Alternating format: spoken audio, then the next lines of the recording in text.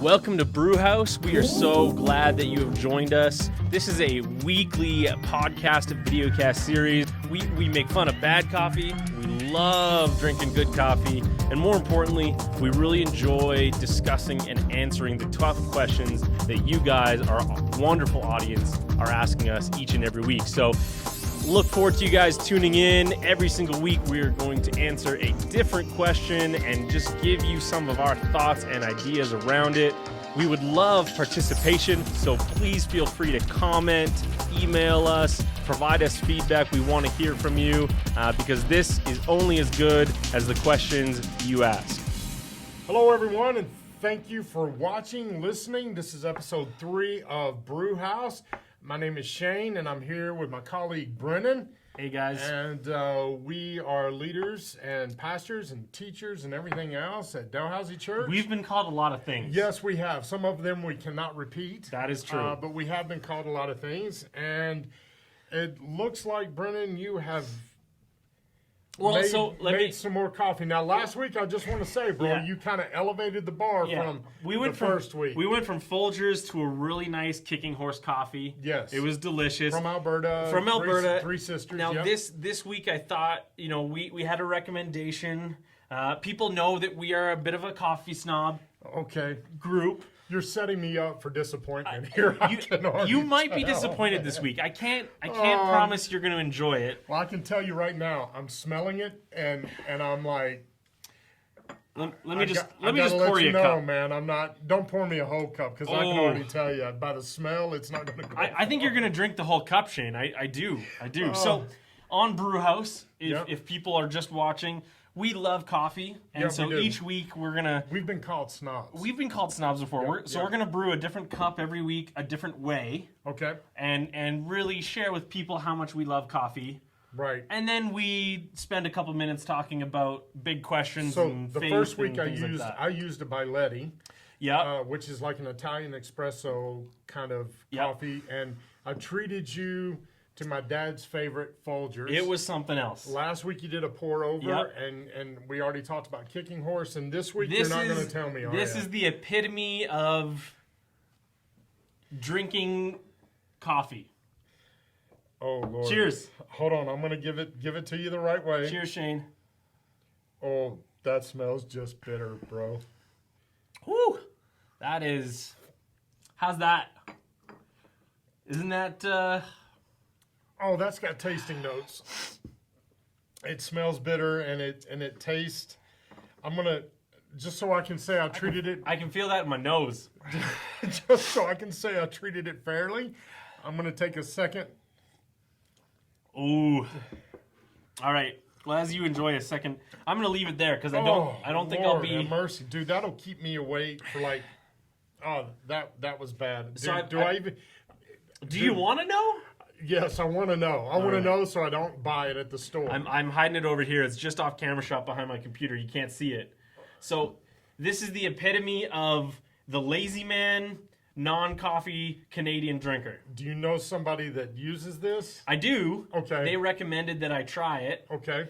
We have instant Tim Hortons coffee right there. Instant coffee from Canada's coffee source. So but Shane, I want you to, it's premium instant coffee, not cheap instant coffee.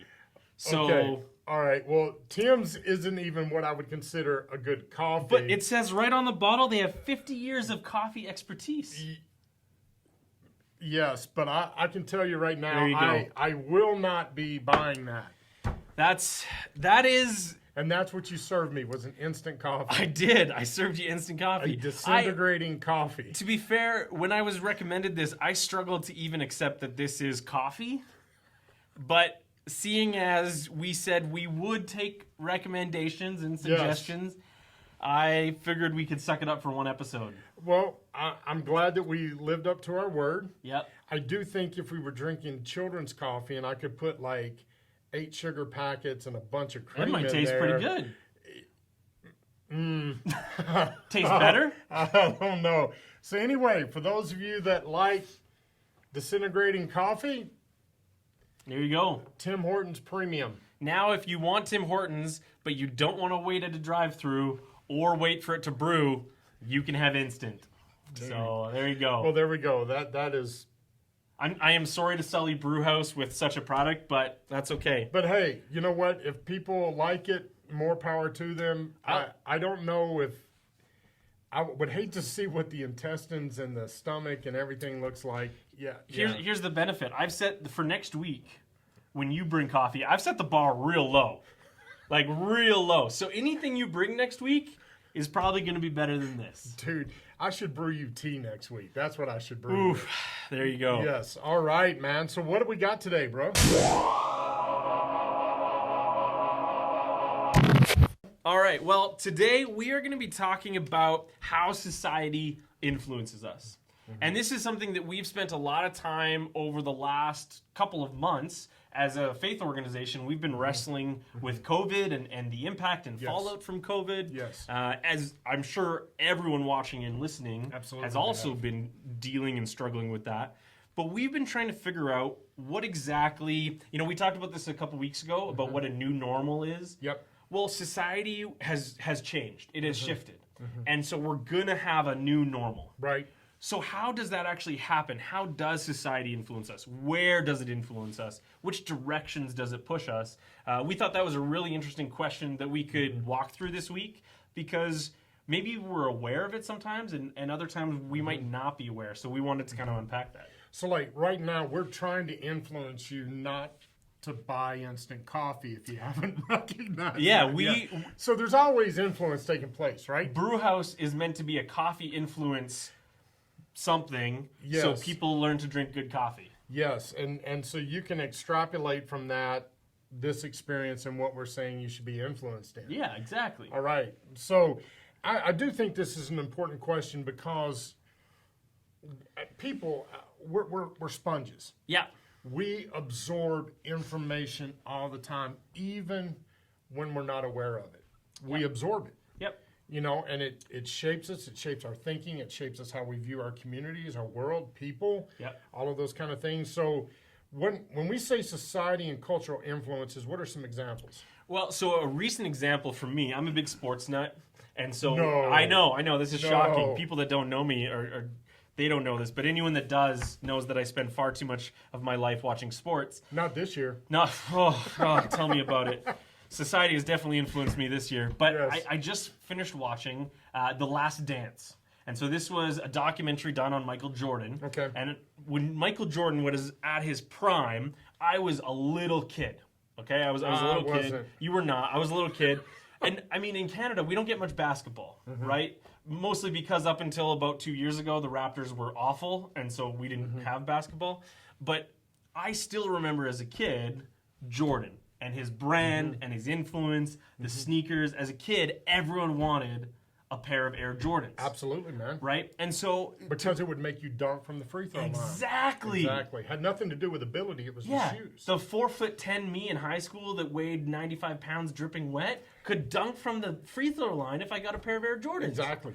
So when I think of how society influences us, that's just the epitome to me because... Society can, and culture, media, it can guide us a certain direction. It can make us believe certain things. It can sell us on ideals, on values, on a whole variety of things based on our choices. Interestingly enough, that he's mentioning this, we're talking about Air Jordans. Yeah. I actually saw this commercial from Adidas. Yeah. I have Adidas on my feet right now. I actually love the shoe. Yeah. And I was watching this commercial, and the whole theme of the commercial was be original by Adidas. So don't fit into the group. And if you don't want to fit into the group, Adidas is your shoe of choice. Right. And so this person put on their shoe of choice to be original, goes to a house party, but everybody in the house at the party had on Adidas. So it's, be an individual, but also not too much of an individual. You need to be part of the group. Right. Yeah, society is interesting that way, right? And the influence it exerts on us, we can't ignore that pop culture, media, advertising has an impact on us, right? Nike, Adidas are just two brands. We can take a look at a variety of big companies that influence a lot of what we do. Right? Car companies are huge on influencing us. Yes. Every single car ad that you'll ever watch is trying to sell you on a lifestyle. Absolutely. It's not selling you the car, because their car is almost identical to the other guy's car. But they say that their car will give you a different lifestyle, and they're trying to sell you on that. Well, I think the same thing, you know, the beloved products you and I use from Apple, I mean, every single year they come out with a new something, and they tell you that the one you just got last year is no longer good. Yeah, this one's better. This one's way, way better. And it may be way better in such minute ways that we never notice, but it's way better. And we buy into it. Exactly, right? So it's very easy, and that was the first thing we kind of wanted to acknowledge, is that it's very easy to fall into societal influence. Yes, absolutely it is. And I think everything, like you were saying, television, you know, advertising, you know, music, all of that is shaping us, informing us, and creating, we like to use the word prism, and it's creating this prism that I'm looking through as I view everybody, even myself. It's creating a prism. And I think that's why we've seen, like, even like where we were making fun of shoe brands just a few minutes ago, but they've even taken that to where now they're looking at athletes who are big into social action and saying, okay, we're going to put you up here because not only are we going to drive a brand, we're also going to drive a message with the brand, right? So, yeah, man, we're always getting hit by it. It's a big thing. So I think there's a couple reasons why people accept social influence. And we wanted to spend a little bit on this, hopefully to educate, but also just to discuss, you know, how we maybe learn to engage and interact with these influences so we can just better inform ourselves. Right? Okay. So one of the reasons why we actually accept social influence, why we're not combative towards it, is that social influence allows us to gain acceptance of its members. Right. And when I say members, I mean everyone else in society. Right? When we, just like that Adidas commercial, it's a perfect example. When we allow that influence to come in and we accept it, we buy that Adidas so we can be original, we can be different, and then we belong to a group of different thinking people. Exactly. Right? And we really haven't been original, but we're now part of the group that thinks they are. Right. Now, one thing we need to pause on here and say this, that a lot of times we throw this word acceptance around, but listen, it is a powerful motivator. Huge. The idea of being accepted for who you are or what you can become is a huge, huge motivator. It affects all of us. It can't be downplayed. No, it's the reason why fans of sports teams wear sports paraphernalia. Because as a fan, if I run into someone wearing my team's colors, they're part of my group. We instantly are accepted and have a connection. Right? And that is a powerful, powerful tool. Absolutely. Right? So the second reason why we accept social influence is actually to encourage cooperation.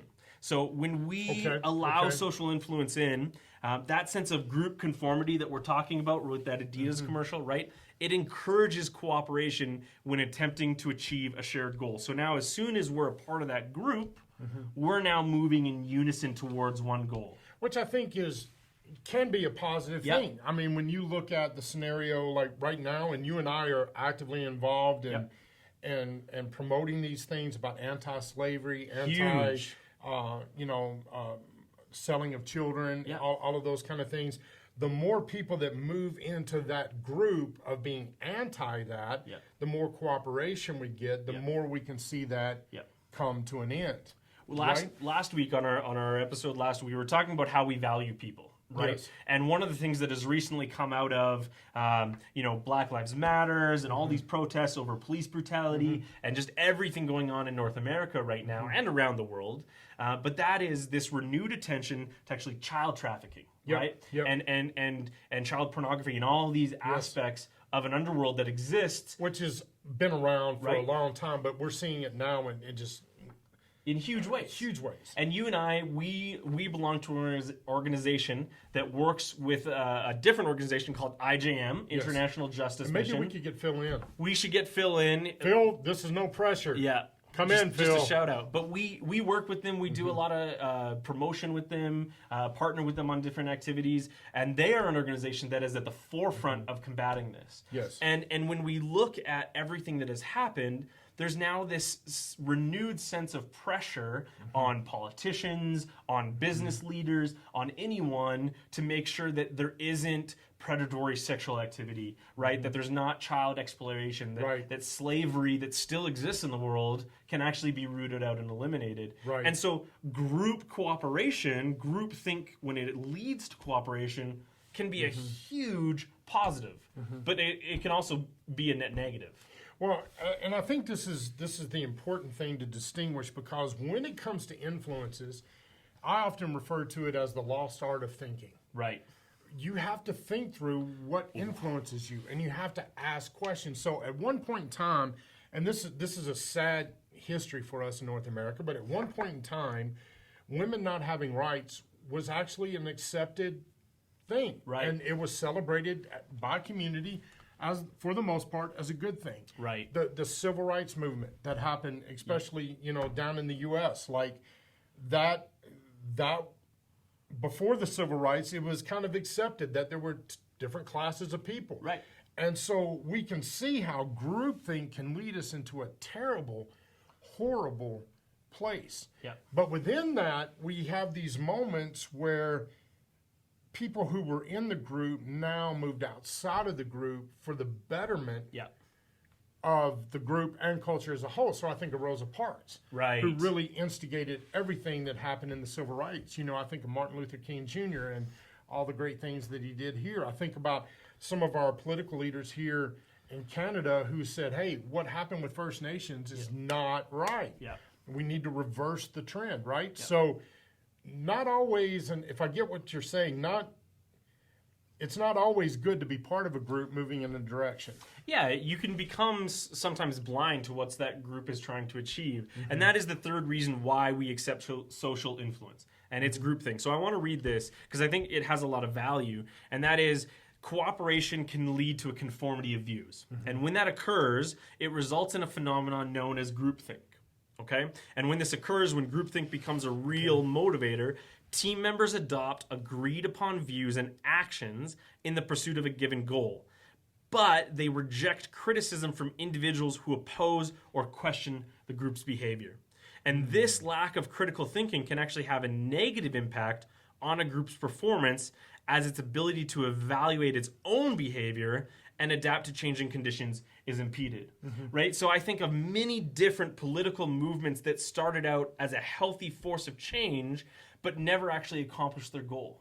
Right? And the resulting is groupthink can swallow people up. But the more people that belong to groupthink, the less critical thinking and questions there is. Absolutely. And then you don't actually have discourse, you don't actually have progress. All you have is a group of people that aren't willing to look outside of themselves.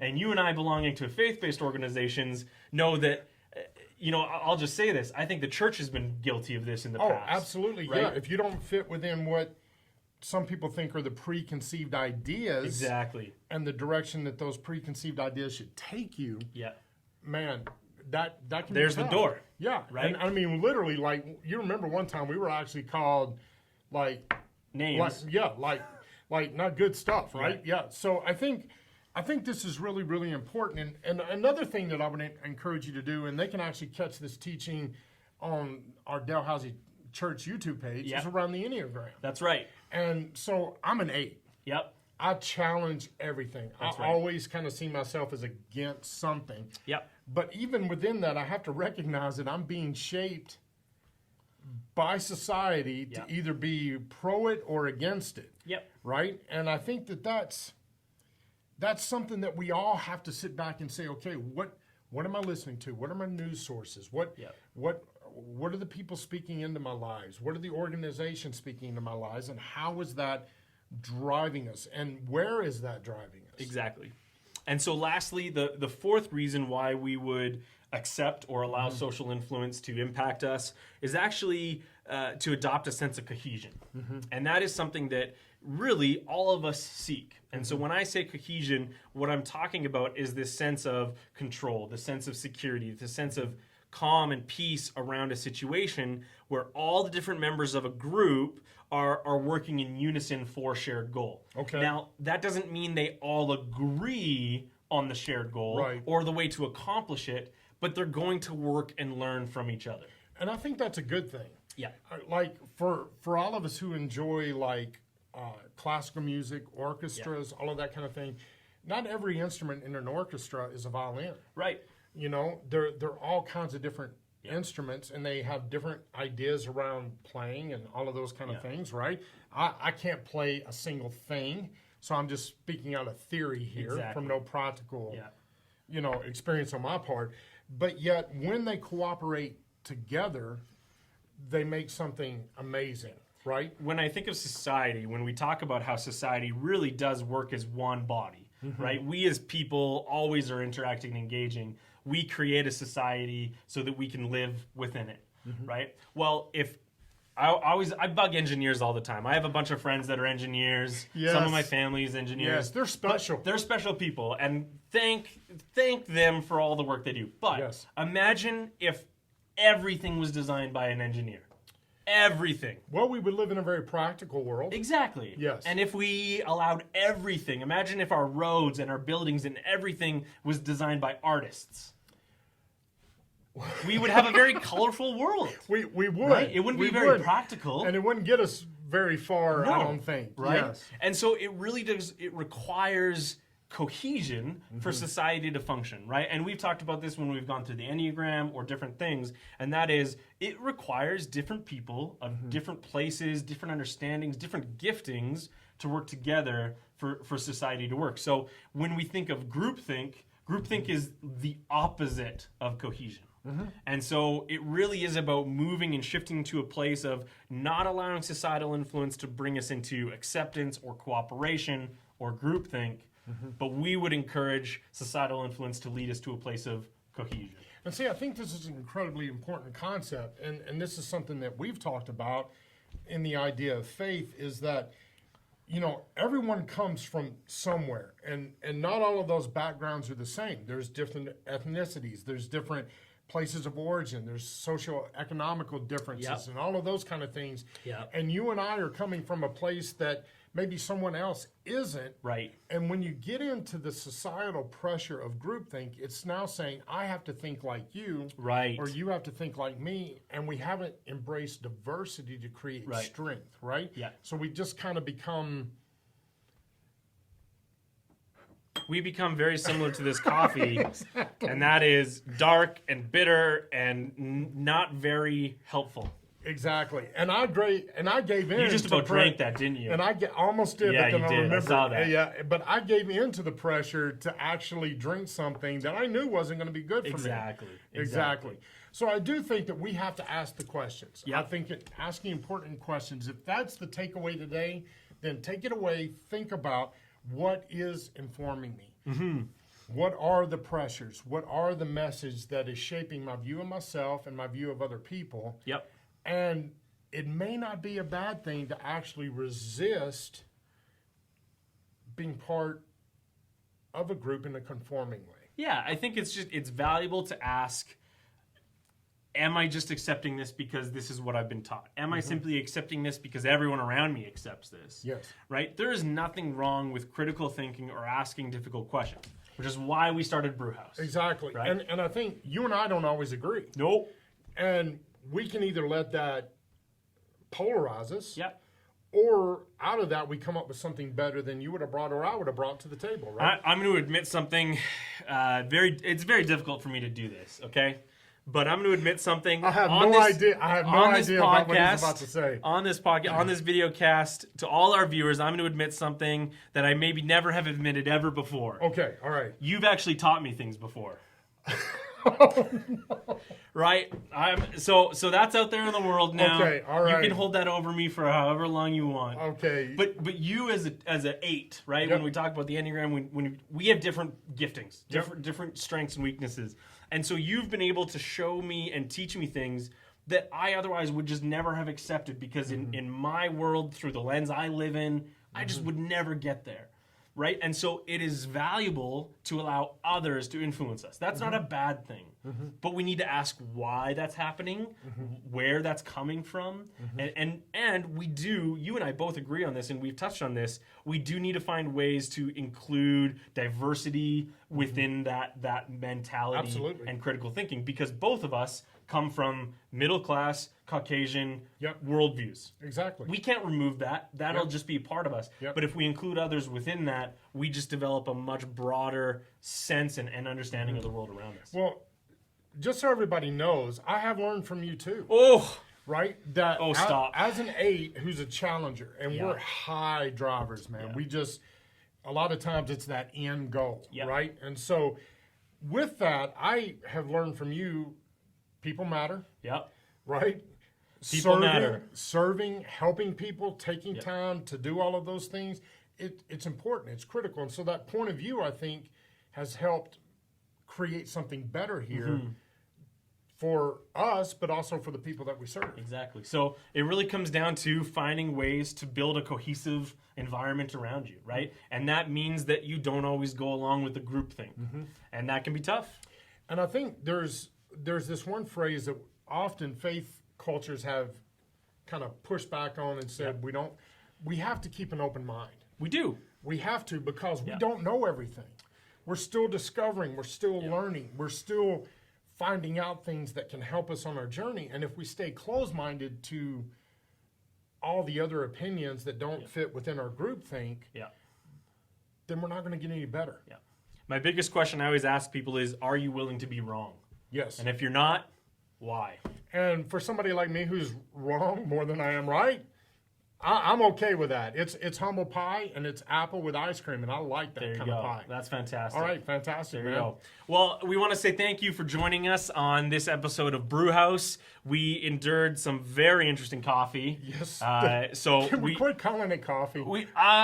No, we can't. We highly not recommend Exactly. Tim Hortons Instant. Let us influence you. Yeah. Hope you guys found this conversation encouraging or interesting. We would love to hear from you guys. Feel free to shoot us comments, shoot us questions, give us recommendations so we don't have to drink more instant coffee. Yes. And we will see you guys next week. For Shane, for myself, thanks for joining us. Have a great day.